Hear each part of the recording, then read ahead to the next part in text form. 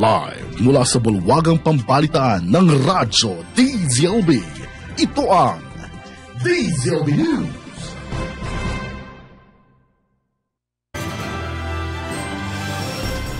Magandang tanghali po Laguna at Calabarzon.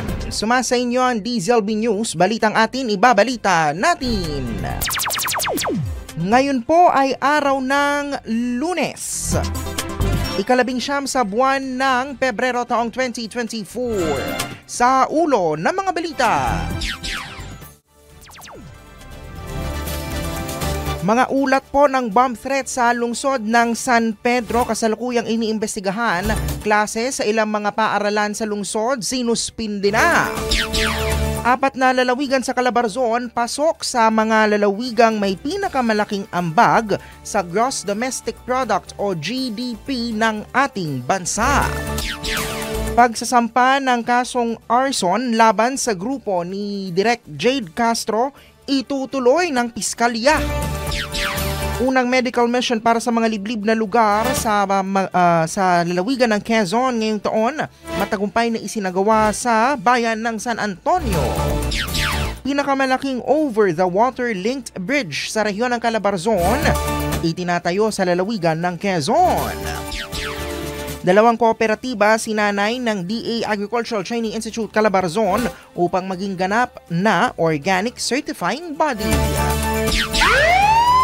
Sa ating police report, isang babae nakaligtas matapos saksakin sa bayan ng Los Baños, Laguna. At sa bayan ng Los Baños pa rin, isang bahay na sunog sa barangay Batong Malaki, baterya ng solar panel pinaghihinalaang sanhi ng sunog. Ang inyo pong tagapagbalita ngayong tanghali, ako po si Gian Garma. Tayo po ay sabayang nasusubaybayan sa Facebook at YouTube pages ng Radyo DZLB, sa ating 24/7 audio streaming service, zeno.fm/Radyo DZLB at sa Zeno Radio app. At ngayon sa detalye po ng mga balitang atin, meron lamang po tayong isang papapasuking flash report. DZLB News. Flash report. Mayroon po mga ulat ng bomb threat dyan po sa lungsod ng San Pedro, Laguna at iyan po ay kasalukuyan na pong iniimbestigahan ng mga otoridad. Alamin po natin ang latest patungkol pa sa sitwasyong iyan mula po sa ating correspondent na si Ace Bayoneta. Ace!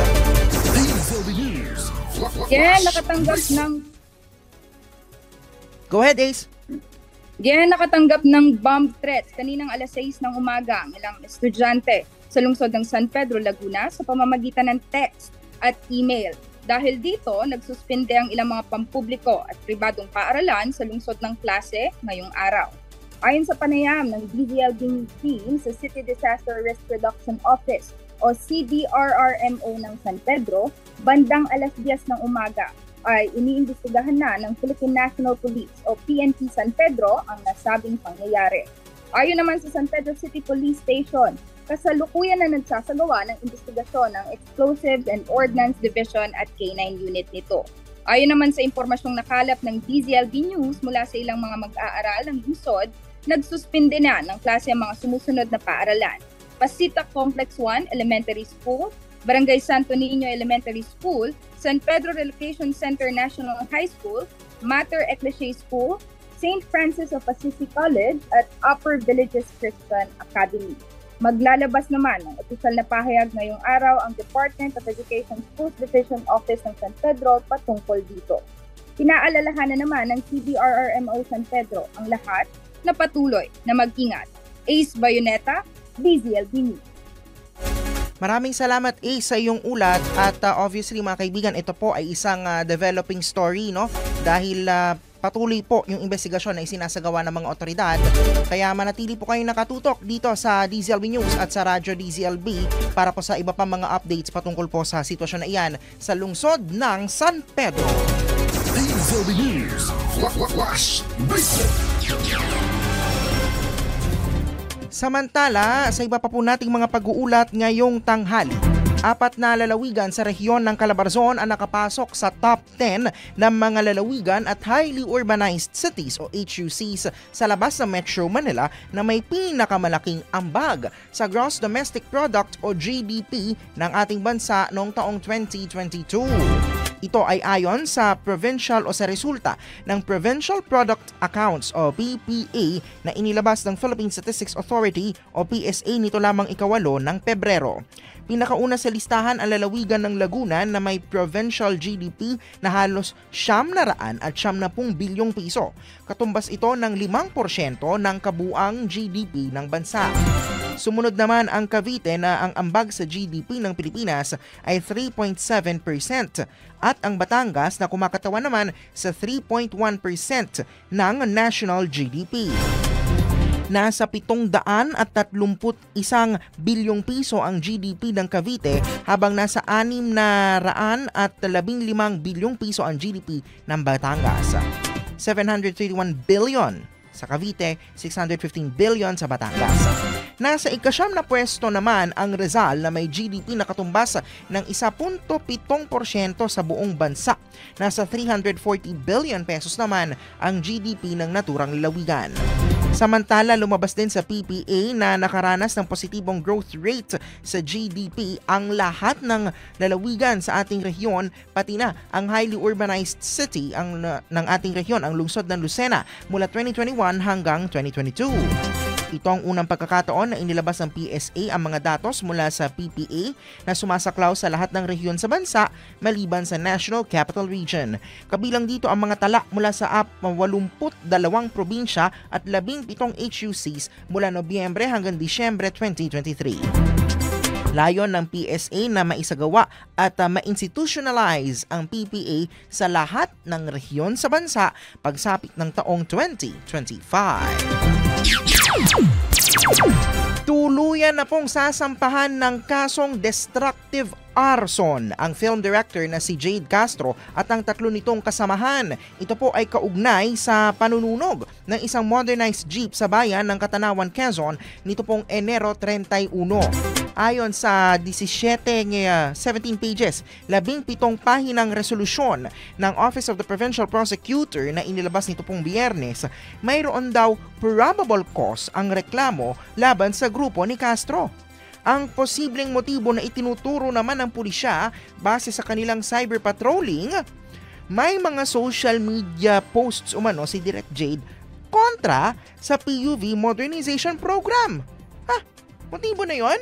Ayon din sa resolusyon, valid umano ang warrantless arrest o ang pag-aresto kina Castro at sa kanyang mga kasamahan kahit wala pang inilalabas na mandamiento de aresto. Si Assistant Prosecutor Lirio Roses Muñoz ang nagrekomendang sampahan ang grupo ni Castro ng destructive arson. Inaprubahan naman ito ni Provincial Prosecutor Rodrigo Domingo. Samantala, bagamat dismayado ang pamilya Castro na itutuloy ang kaso sa korte, naniniwala naman sila na makikita ng huwes na inosente si Direk Jade at ang kanyang mga kasama. Nababahala rin ang human rights lawyer na si Attorney Chel Jokno sa paggamit ng social media posts ni Castro patungkol sa PUV Modernization Law bilang motibo sa pagsunog sa modern jeep na iyon. Ayon sa kanyang panayam sa ANC, idiniin ni Jokno na marami sa ating mga kababayan ang naglabas ng sentimiento tungkol sa naturang programa ng pamahalaan. Ang tanong niya tuloy, magiging suspect ba ang mga nagpahayag ng kanilang pagtutol sa naturang programa kung may ganitong klaseng krimen na naganap? Nanawagan naman kahapon ang grupong Free the Artist Movement na palayain si Castro at ang kanyang mga kasamahan. Kasama po sa naturang panawagan sina Direk Joel Lamangan at ang veteranong aktor na si Rez Cortez. Nauna rito, nanawagan na rin para sa paglaya ni Castro ang Concerned Artists of the Philippines, ang International Coalition for Filmmakers at Risk at ilang mga kasamahan sa industriya kagaya ni Dolly De Leon, Direk June Robles Lana, Quark Henares at maging ang mga artistang sina Khalil Ramos at Gab Pangilinan. 9 minutos makalipas ang alas 12 ng tanghali. narito na po ang sigwada ng mga pagulat mula sa ating mga kasamahan sa labas ng himpilan. Unang medical mission para sa mga liblib na lugar sa lalawigan ng Quezon, matagumpay na naisagawa sa bayan ng San Antonio. Balitang atin hatid ni Aaron Manilang. DZLB News Report. Yan, isinagawa ng pamahalaang panlalawigan ng Quezon ang isang misyong medikal sa bayan ng San Antonio. Sa pamamagitan ng pakikipagtulungan sa iba't ibang mga organisasyong medikal, nilalayo ng programa na tugunan ang mga pangailangang pangkalusugan sa mga liblib na bayan ng lalawigan. Sa pangunguna ni Gobernadora Helen Tan, matagumpay na naisagawa ang medical mission na naghatid ng serbisyong pangkalusugan sa halos 3,000 residente ng San Antonio. Sa tulong ng mga doktor, dentista at nurse, inilatag ang iba't ibang serbisyong medikal tulad ng check-up, konsultasyon, pagtutuli, pagpapabunot ng ngipin, mga minor operations, check-up sa mata, ultrasound, mga laboratory procedure at bakunahan. Ayon kay Governor Tan, layunin ng programa ang maabot ang bawat munisipalidad sa Quezon upang maserbisyuhan ang mga pangailangang medikal sa lokal na antas.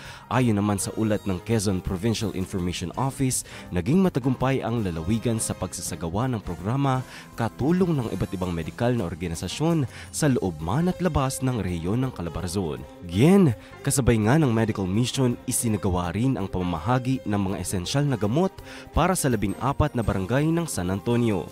Ang inisyatibo namang ito ay para sa mga mamamayan na nangangailangan ng pangunahing gamot. Bilang paalala nga, inirerekomenda ni Gobernador Tan sa mga Quezonian na regular na bisitahin ang kanilang social media pages upang maagap na malaman ang schedule ng susunod na medical mission. Hirit pa ng Gobernadora, ang mga ganitong programa ay bahagi lamang ng kanilang pagsusumikap na magbigay ng tapat at natural na serbisyong pangkalusugan para sa buong lalawigan ng Quezon. Aaron Manilag, DZLB News. Maraming salamat Aaron sa iyong ulat. Isa pang report. Dalawang kooperatiba sinanay ng DA Agricultural Training Institute Calabarzon upang maging ganap na organic certifying body. Balita natin ni Christian Caragayan. DZLB News Report. Diyan nagsagawa ng pagsasanay ang Agricultural Training Institute ng Department of Agriculture sa dalawang kooperatiba mula Batangas at Cavite upang maging ganap itong mga organic certifying body noong nakaraang linggo sa DA-ATI Calabarzon Training Hall. May temang Fostering Organic Expertise, Transforming Certified PGS Group to Organic Certifying Body ang pagsasanay na niluhukan naman ng mga kinatawan mula sa Batangas Organic and Natural Farming Cooperative, Upland Cavite Agricultural Farming Cooperative at iba pang mga agricultural extension workers mula sa mga bayan ng Alfonso at Amadeo sa Cavite at Padre Garcia sa Batangas. Bukod sa pagsasanay ay nagsagawa rin ng participatory lecture discussion, peer review at inspection ang mga kooperatiba sa iba pang mga taniman upang malaman nila ang iba't ibang proseso ng mga farms na nakaangkla sa Philippine National Standards on Organic Agriculture. Umaasa naman si DA-ATI Calabarzon Center Director Dr. Rolando V. Maningas na sana'y makatulong ang pagsasanay na ito sa paghahanda ng mga kooperatiba sa nalalapit na inspeksyon ng Bureau of Agriculture and Fisheries Standards upang sila'y maging ganap no organic certifying body. Christian Caragayan, DZLB News. Maraming salamat Christian sa iyong ulat. Isa pang report. Pinakamalaking over-the-water linked bridge sa rehiyon ng Calabarzon itinatayo na po sa lalawigan ng Quezon. Balitang atin hatid ni Eugene Cruzin. DZLB News Report. Yan, patuloy ang konstruksyon ng Roma Point Bridge o ang Kanda-Hondagua Roma Point Quezon Bridge na isa sa pinakamahabang over-the-water linked bridge sa rehiyon ng Calabarzon. Ayon sa Department of Public Works and Highways o DPWH, tinataya nga abot sa 1.7 kilometro ang haba na nasabing tulay. Pagkokonektahin ng tulay ang Luzon mainland at bayan ng Calawag sa Quezon, ilang mga baybaying nakaharap sa Pacific Ocean at 55 wind farms. Dagdag pa ng DPWH, ang nasabing proyekto ay makapagbibigay ng mas maluwag at mas mabilis na transportasyon para sa mga sasakyang panlupa at pandagat. Magsisilbi rin umano itong water transport system ng ilang mga kalapit na isla. Matatandaang nagsimula ang nasabing konstruksyon noong taong 2018 na may kaukulang budget na humigit kumulang 1 bilyong piso. Giyan sa ngayon ay patuloy pa rin ang konstruksyon ng DPWH para sa nasabing proyekto. Wala pa rin umanong tiyak na taon kung kailan matatapos ang konstruksyon at kung kailan magagamit ng ating mga kababayan ang Roma Point Bridge. Eugene Curzin, DZLB News. Maraming salamat, Uge, sa iyong ulat. Susunod sa DZLB News. Mga lalawigan ng Cavite at Rizal kabilang sa mga lalawigang makakaranas ng matinding epekto ng El Nino o matinding tagtuyot ayon sa PAGASA. Sa ating police report, isang babae nakaligtas matapos pagsasaksakin sa bayan ng Los Baños, Laguna. At balitang sunog, isa pong bahay na sunog sa barangay Batong Malaki, Los Baños, Laguna. Baterya ng solar panel, pinaghinala ang sanhi ng sunog. Marami pang balitang atin ibabalita natin sa pagbabalik ng DZLB News.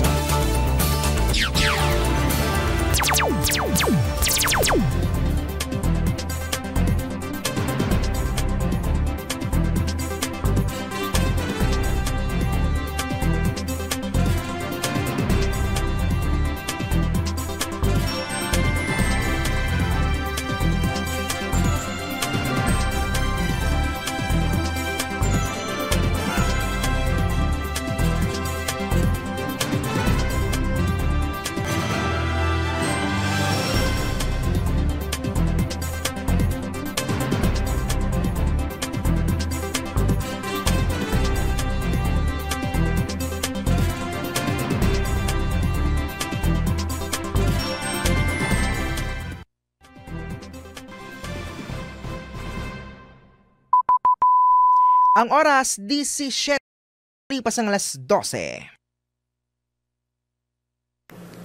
Pagkain, ambagan, pamasahe, requirements, apartment expenses. Isa ka ba sa mga nahihirapan magtipid? Magkano ang weekly or monthly allowance mo? Anywhere between 1,000 to 2,000. Around 2,000 pesos. Sa tingin mo ba ito ay sapat? Yes po. Oo, labis-labis pa nga eh. Nakapagtipid ka ba? Kind of. Minsan ako, minsan hindi. Minsan hindi, minsan oo. Depende sa mga gastusin sa school. Ano yung pinakamahirap na bagay sa pagtipid? Kapag mainit kasi araw, tapos kunyari uhaw ako, or meron akong nadadaan ng mga kantina, meron silang binibenta ang gulaman ganyan. Yung pagka naglalakad ka, tapos meron ka nakikita gusto mong kainin. Kung ikaw ay isa rin sa estudyanteng nahihirapan mag-budget at magtipid, narito ang mga tips para sa'yo. Pag malapit lang ang pupuntahan, maglakad na lamang.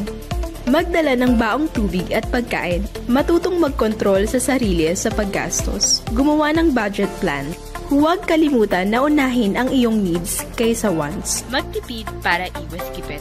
Isang paalala mula sa impilang ito.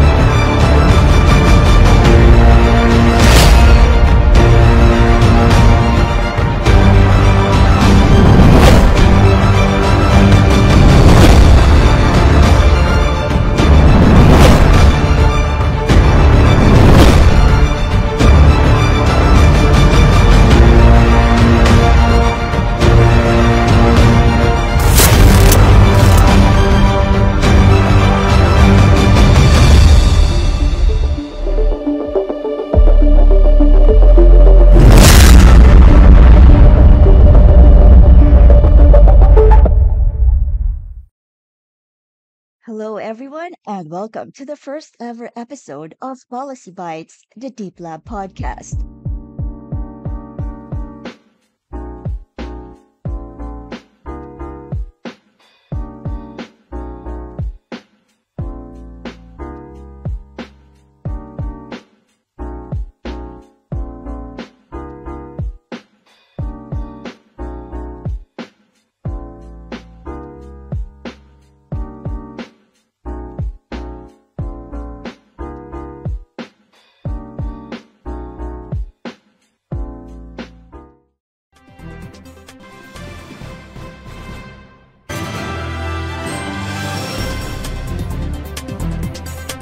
At muli pong nagbabalik ang DZLB News na yung pa rin pong sabayang nasusubaybayan sa Facebook at YouTube pages ng Radyo DZLB, sa Zeno Radio app at on demand sa Spotify at sa Anchor. At ngayon sa pagpapatuloy ng mga balitang atin, posibleng tumaas pa ang bilang ng mga lugar sa bansa na makakaranas ng matinding tagtuyot dahil sa El Nino sa pagtatapos ng buwan ng Pebrero. Sa taya ng Philippine Atmospheric, Geophysical and Astronomical Services Administration o PAGASA, maaring umabot sa mahigit 50 lalawigan sa ating bansa ang matinding tamaan ng El Nino, kabilang na ang Metro Manila at ang mga karatig lalawigan ng Cavite at Rizal sa Calabarzon Region. Ayon pa sa PAGASA, masasabing nakararanas na ng tagtuyot ang isang lugar kung below normal ang rainfall condition doon o halos walang naitatalang pag-ulan sa nakalipas na 3 hanggang 5 buwan. Nagbabala rin ang ahensya na mas titindi pa ang nararanasang matinding tagtuyot sa mga susunod na buwan. Posible din anilang makaapekto ito sa climate-sensitive sectors kagaya ng agrikultura, energy, supply ng tubig, kalusugan at public safety. Sa atin naman pong police report, isang 18 anyos na babae ang kasalukuyang nagpapagaling sa paggamutan matapos siyang undayan ng saksak sa bayan ng Los Baños, Laguna. Narito ang aming ulat. DZLB News Report.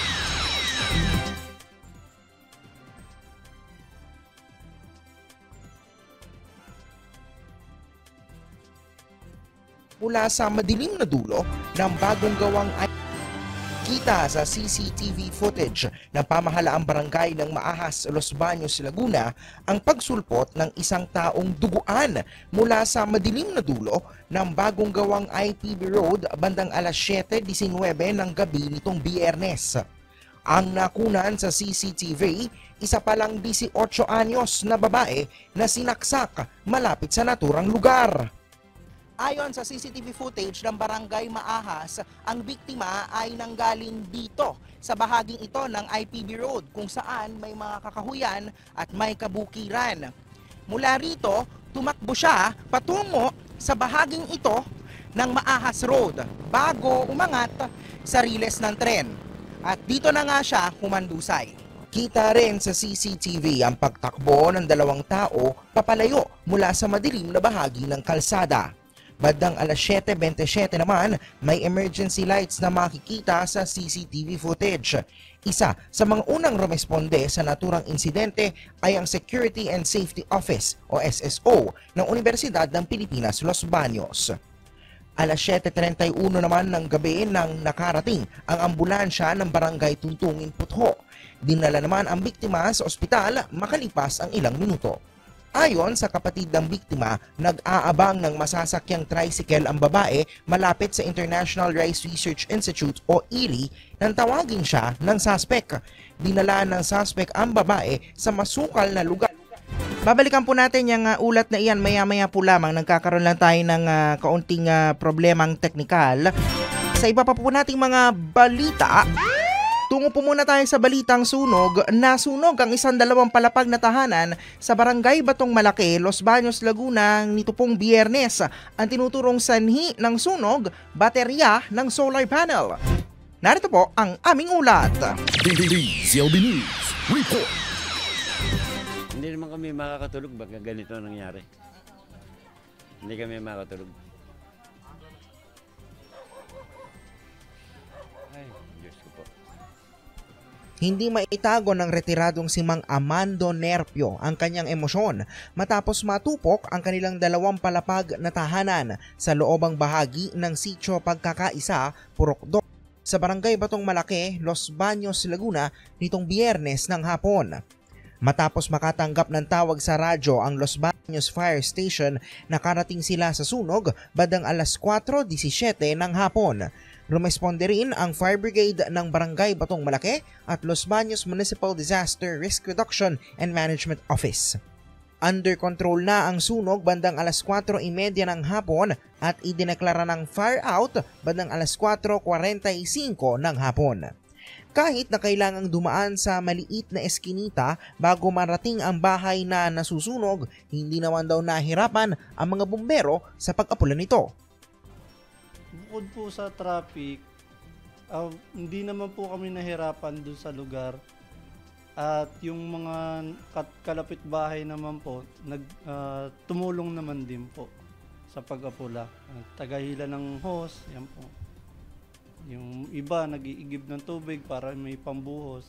Lumalabas sa investigasyon ng Los Baños Fire Station na sa kaliwang bahagi ng ikalawang palapag nagsimula ang sunog. Pawang gawa rin sa light materials kagaya ng marine plywood, kahoy at fiber cement board ang ikalawang palapag ng bahay, dahilan upang mabilis na matupok ng apoy ang tahanan. Ang pinaghihinalaang sanhi ng sunog, baterya ng solar panel. Yung bubong na yun, so puro solar yun. Ay may naupa doon, wari isinaksak ang kuryente, siyempre iinit ang baterya. Doon ang galing sa baterya. Yun ang sa palagay ko. May sinasabi silang solar panel na nasunog daw. So ayun po yung una nilang nakita. First time po na na-experience na nagkaroon ng sunog dahil sa solar panel po. Wala namang nasaktan sa naturang insidente. 4 na pamilya na binubuo ng 13 okupante ng bahay ang apektado dahil sa sunog. Ayon sa investigasyon ng Los Baños Fire Station, aabot sa 800,000 piso ang halaga ng mga kagamitang nadamay sa sunog. Ang inaalala ngayon ni Mang Amando saan matutulog at titira ang mga nangungupahan sa kanyang bahay. Ang ilan kasi sa kanyang mga trabahante ng malalaking establishmento malapit sa lugar at maging sa UP. Ika ko, tayo ay paggawa ng kwarto, hindi tayo na may ilang 4 lang tayo nakatira. Ika ko, paupahan natin para naman tayo may maintenance, may pagkain tayo. Payo naman ng Los Baños Fire Station upang makaiwas sa sunog. Palagi po mag-iipon ng tubig. At panatilihin po natin yung ating mga electrical appliances na naka-plug out kapag hindi ginagamit. Kasama si Yas Calub Bautista ng Los Baños Times, Gian Garma, DZLB News. Balikan po natin yung ating isang ulat kanina patungkol nga po sa isang 18 anyos na babae na kasalukuyang po nagpapagaling sa ospital matapos undayan ng saksak sa bayan ng Los Baños, Laguna. Narito ang aming ulat. DZLB News Report. Kita sa CCTV footage ng pamahalaang barangay ng Maahas, Los Baños, Laguna ang pagsulpot ng isang taong duguan mula sa madilim na dulo ng bagong gawang IPB Road bandang alas 7:19 ng gabi nitong Biyernes. Ang nakunan sa CCTV, isa palang 18 anyos na babae na sinaksak malapit sa naturang lugar. Ayon sa CCTV footage ng Barangay Maahas, ang biktima ay nanggaling dito sa bahaging ito ng IPB Road kung saan may mga kakahuyan at may kabukiran. Mula rito, tumakbo siya patungo sa bahaging ito ng Maahas Road bago umangat sa riles ng tren. At dito na nga siya humandusay.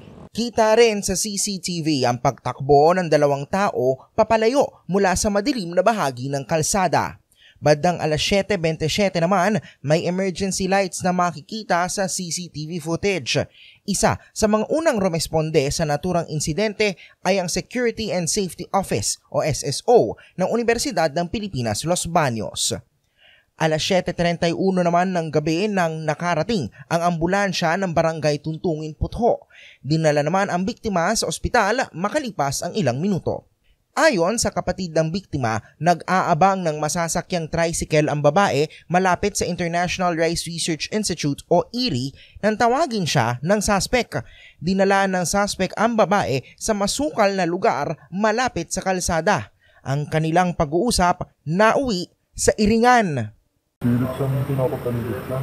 Pilit nung pinapataligid. Bigla na. Sinakalpusa. Hanggang sa nagpapakalag ko mga kapatid ko. Yung nagpapalo po siya, sigaw po na sigaw, parang hindi na tulong. Yun, din na po siya nawala ng malay. Tapos po, yung nagising po siya. Ayun po, may nakatama na po yung katawan niya. Tinangka pa umano ng suspect na habulin ang biktima hanggang bago ito makarating sa kalsada. Nagtamo ang biktima ng 68 saksak sa iba't ibang bahagi ng kanyang katawan. Kasalukuyan nakakonfine sa isang ospital sa lalawigan ang babae. Kinumpirma naman ng hepe ng Barangay Public Safety Office ng Barangay San Antonio na si Celerino Dizon na residente ng kanilang barangay ang suspect sa naturang krimen. Patungkol naman sa estado ng pagtunton sa kanila, ayan po na po yan nasa police na po yan, under investigation na po nila yan. Sa isang mensahe, sinabi ng direktor ng UPLB SSO na si Attorney Eric Paul Peralta na tutulong rin sila sa investigasyon sa abot ng kanilang makakaya. Sinikap naman ng DZLB News at Los Baños Times na kumuha ng iba pang impormasyon mula sa Los Baños Municipal Police Station at sa Public Information Office ng Laguna Police Provincial Office, ngunit hinihintay pa rin namin ang kanilang tugon habang isinusulat ang balitang ito. Ang mensahe naman ng kapatid ng biktima sa mga suspect, Mahaba naman kayo sa radio. Sana, sumumo na kayo. Wala ka ba yung ginawa niyo sa kapatid ko? Paumal-umal ang ginawa niyo.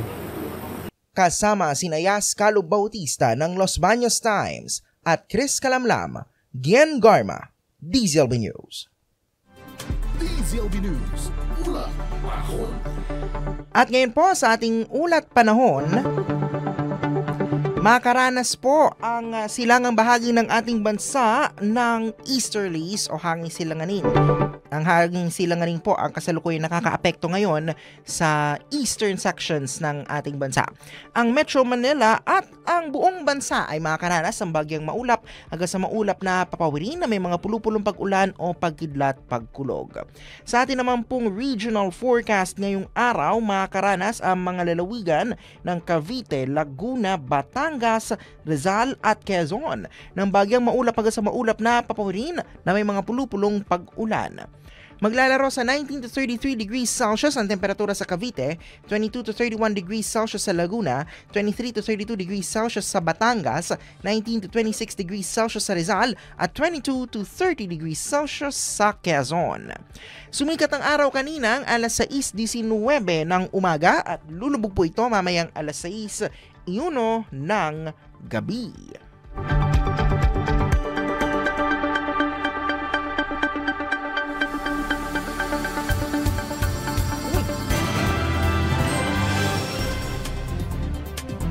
Bago po tayo magpaalam sa ating palatuntunan, batiin lang po natin ang mga nakatutok ngayon sa ating newscast kagaya ni na Ginoong RJ Galang, syempre, at Ginoong Christian Caragayan at ang ating reporter na si Ace Bayaneta na tinututukan po ngayon ang sitwasyon dyan sa lungsod ng San Pedro. Nakatutok din ngayon sa ating newscast si Professor Romel Daya ng Department of Educational Communication ng College of Development Communication at si Miss Lea Aguila ng College of Public Affairs and Development. Nakatutok din po ngayon si Sir Antonio Manaban, ayan, na bumabati po sa K9 unit na rumeresponde po ngayon dyan po sa sitwasyon sa lungsod ng San Pedro, Laguna. At si Bon Jordan nakatutok din po ngayon sa ating newscast ngayong tanghali. Para po doon sa mga hindi nakatutok sa ating newscast sa pagsisimula ng ating palatuntunan, just in case you missed it po, ay mayroon po tayong mga natanggap na pag-uulat na meron nga daw pong bomb threat dyan sa lungsod ng San Pedro. At ayon po sa aming mga nakalap na impormasyon at naiulat nga po ng aming kasamahang si Ace Bayaneta kanina, ay kasalukuyan na po itong iniimbestigahan ng mga otoridad. Kaya po manatili kayo nakatutok dito sa Radyo DZLB para po sa iba pang mga updates patungkol po dyan. At yan po ang kalipunan ng mga balitang atin ibinalita natin dito sa DZLB News. Mula pa sa bulwagang pambalitaan ng Radyo DZLB, ako po si Gian Garma. Mari po ninyong muling balikan ang ating balitaan sa DZLB News Podcast sa Spotify o sa inyong paboritong podcast app. Kung meron kayong mga news tips, media advisories, mga panawagan at anunsyong pambayan, maaari po kayong mag-email sa dzlbnews@devcom.edu.ph. Sa ngalan po ng lahat ng bumubuo ng DZLB News at Radyo DZLB, ang tinig ng kaunlaran, maraming salamat po sa inyong pagsubaybay. Magandang araw po sa ating lahat. Pilipinas, Calabarzon, Padayon.